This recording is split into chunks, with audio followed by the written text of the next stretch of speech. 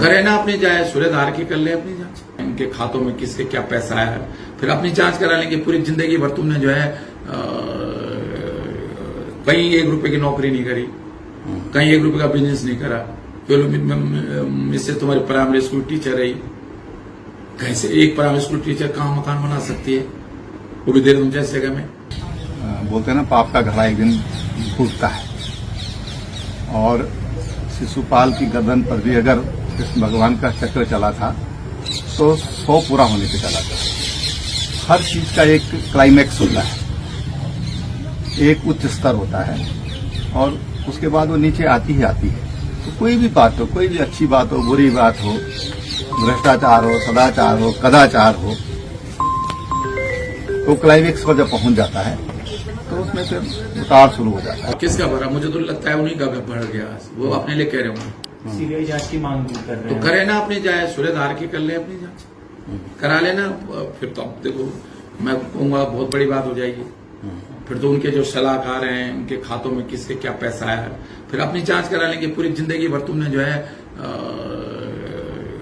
कहीं 1 रुपए की नौकरी नहीं करी, कहीं 1 रुपए का बिजनेस नहीं करा, इससे तुम्हारी प्राइमरी स्कूल टीचर रही, कहीं से एक प्राइमरी स्कूल टीचर कहाँ मकान बना सकती है, वो भी देहरादून जैसे जगह में। तो जांच कराए तो पहले खुद की कराए ना, अपने पूरे 4 साल के मुख्यमंत्री काल की जांच करा लें। और फिर मैं एक और बात कह रहा हूं, अगर हरक सिंह रावत भ्रष्ट था उस ये कांग्रेस में आज ये जो जांच की बात त्रिवेंद्र रावत कर रहा है, वो कांग्रेस के मंत्री के रूप में तो कर नहीं रहा ना। मैं कांग्रेस में नहीं मंत्री हूं ना, मैं कांग्रेस सरकार नहीं ना। अगर कोई भ्रष्टाचार अगर मैंने उस समय किया तो त्रिवेंद्र रावत क्या कर रहा था भाई उस समय?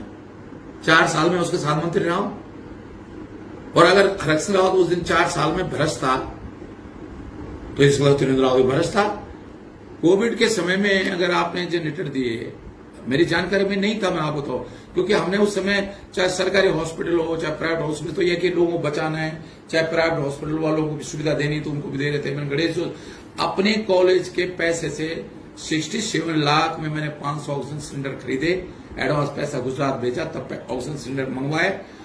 गणेश जोशी को मैंने सरकारी हॉस्पिटल में ऑक्सीजन सिलेंडर गणेश जोशी को दिया, 1 रुपये लौटाया उसने। 50 ऑक्सीजन सिलेंडर मैंने हरावाला विश्वविद्यालय दिया, आज तक 1 रुपया आया।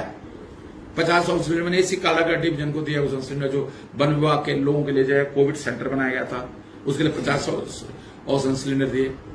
ऐसे ही मैंने पौड़ी पुलिस के लोगों को ले दिए ऑक्सीजन सिलेंडर अपने कॉलेज के पैसे से। ऐसी जब डीएम देहरादून ने कहा कि भाई कोविड सेंटर चलाना है, तो जैसे किसी से हमने कहा भाई हम पे एकदम सुविधाएं नहीं थी उस समय, वहां फीस भी नहीं आ रही थी बच्चों की तरफ से, तनख्वाह देने के लिए भी हम डॉक्टर की तनख्वाह देने के लिए भी हमने 1 करोड़ रुपया बैंक से लोन लिया। तो हमें एकदम हॉस्पिटल चलाने के लिए हम पे नहीं थी उस समय कोविड का सेंटर चलाने के लिए। तो जैसे हमने सबसे कहा कि भाई कोई वेंटिलेटर दो, तो हीरो होंडा वालों ने किसी ने वेंटिलेटर दे दी, किसी ने एम्बुलेंस दे दी, मंगला जी ने एम्बुलेंस दे दी, किसी ने कुछ कर दिया। तो मैंने सोचा ये जनरेटर भी वैसी इन्होंने जनरेटर भी जो है उसमें दिए होंगे, चैरिटी में दिए होंगे। उधर जब मैं 2022 में मुझे एनओसी लेना था कि अगर मानव पार्टी मुझे चुनाव लड़ने के लिए कहती है, तब मेरे पीएस ने मुझे बताया कि सर वो भी कालाघाट डिवीजन के एनओसी इसलिए लेने की जरूरत पड़ रही थी हमको, क्योंकि वो कोटद्वार जो कैंप कार्यालय है मेरा, वो कालाघाट डिवीजन में था। अच्छा। तो जैसे दिल्ली उत्तराखंड सदन का पैसा था जो मेरे गेस्ट वगैरह ठहरे होंगे, तो मैंने जमा किया। यहाँ राज्य संपत्ति का जो सामान था हमने वो वापस करा। वन विभाग का कोई और सामान था, किसी विभाग की गाड़ी थी तो हमने वो वापस करी। वे पद पे नहीं रहे तो हमने इनको भी लिख के भेज दिया था कि आप अपने जनरेटर ले जाओ। इनको पीएस ने वन विभाग को भी लिख दिया था। और थोड़ी देर के लिए अगर हमने नहीं भी लिखा था तो जैसे राज्य संपत्ति आया कि भाई आपको ये सामान हमने दिया है, बहुत सारे विभाग आते हैं कि आपको हमने ये सामान आपके यहाँ लगाया। वन निगम ने गाड़ी दे रखी थी तो वन निगम गाड़ी ले गया, पर्यावरण बोर्ड ने भी गाड़ी दे रखी थी, वो भी गाड़ी ले गए। खुद ही लिख के लाते हो कि भाई अब आप पद पे नहीं रहे और इसलिए ये गाड़ी आपके यूएसडी को या उसको दी गई थी, इसलिए अब वापस की जाए। तो अगर वो जनरेटर बना, केवल अगर जनरेटर भी सोता तो इतना तूफान मचाने की जरूरत थोड़ी थी। आप सोचो ना कि कोई चोरी चकारी थोड़ी है। एक मंत्री को वो भी कोविड हॉस्पिटल को आपने मदद की, हमें नहीं मालूम था कि आपने सरकारी उससे मदद की। ये तो उस अधिकारी को देखना चाहिए ना, उन अधिकारियों को देखना चाहिए कि भाई हम सरकारी पैसे क्यों लगा रहे। ट्रैक्टर तो दिखने वाली चीज है, उसको जेब में तो रखा नहीं जा सकता है, लेकिन वहां से क्या क्या गया है तो विजिलेंस के लोग जाने। लेकिन जिन लोगों का भी सामाजिक और विशेषकर राजनीतिक जीवन है, आज अभाव हो रहा है पारदर्शिता का, ईमानदारी का। और कई लोगों को तो ऐसा लगता है कि नेता का मतलब यही होता है कि गलत को सही करो, तो ये नहीं होना चाहिए। और भारत सिंह जी वाला जो प्रकरण है, जहां तक की बात है, तो उसमें जांच हो रही है, जांच की प्रतीक्षा करना चाहिए, निष्पक्ष जांच हो, ये हम भी चाहते हैं। और हाईकोर्ट ने बात कही है तो सरकार को उसको गंभीरता से लेना चाहिए और सीबीआई जांच की आवश्यकता तो होना चाहिए, बिल्कुल होना चाहिए। मैं इस मामले में बिल्कुल वक्तजर हूं। जो लोग भी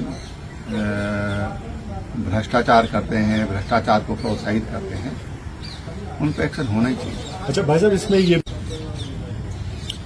अब देखिए भाई, ऐसा है कि बोलते हैं ना, पाप का घड़ा एक दिन फूटता है। और शिशुपाल की गर्दन पर भी अगर कृष्ण भगवान का चक्र चला था तो 100 पूरा होने पे चला था। हर चीज का एक क्लाइमैक्स होता है, एक उच्च स्तर होता है और उसके बाद वो नीचे आती ही आती है। तो कोई भी बात हो, कोई भी अच्छी बात हो, बुरी बात हो, भ्रष्टाचार हो, सदाचार हो, कदाचार हो, तो क्लाइमैक्स पर जब पहुंच जाता है तो उसमें फिर उतार शुरू हो जाता है। हमसे जुड़े रहने के लिए हमारे YouTube चैनल को सब्सक्राइब करें और नई वीडियो की नोटिफिकेशन के लिए बेल आइकॉन को दबाएं। अगर आप ये वीडियो Facebook पर देख रहे हैं तो लाइक जरूर करें और ज्यादा से ज्यादा शेयर करें। धन्यवाद।